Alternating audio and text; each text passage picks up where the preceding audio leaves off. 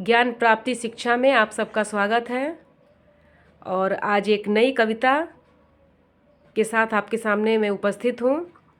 कविता का नाम है लालची बंदर, जो डॉक्टर हरिवंश राय बच्चन द्वारा लिखी गई है।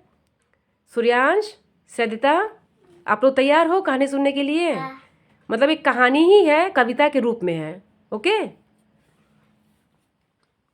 एक समय की बात बताऊं, कई दिनों का भूखा बंदर खाने को कुछ पा जाने को घूम रहा था इधर उधर।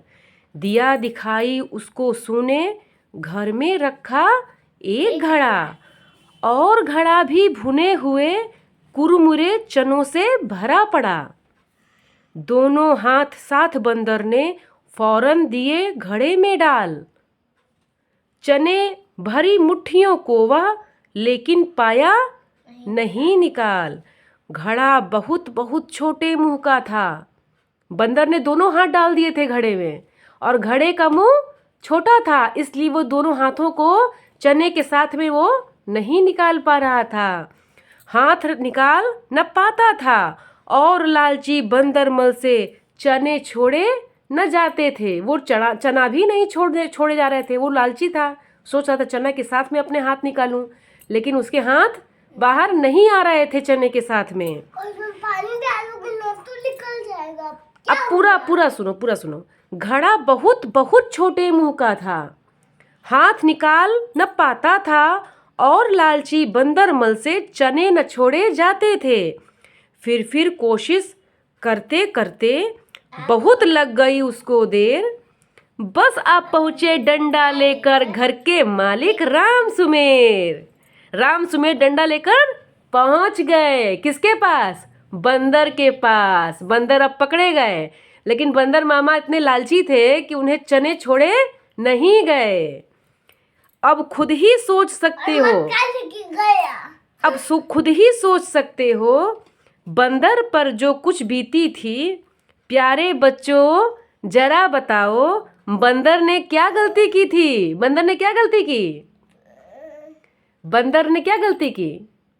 मटका में दोनों हाथ डाल दिए।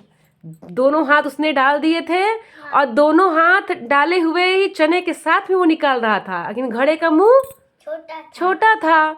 मतलब इस कहानी से हमें क्या सीख मिलती है? इस कविता से, कविता के रूप में है लेकिन कहानी भी इसमें छुपी हुई है। इससे क्या शिक्षा मिलती है? कहानी से शिक्षा मिलती है कि लालच करना बुरी भला है।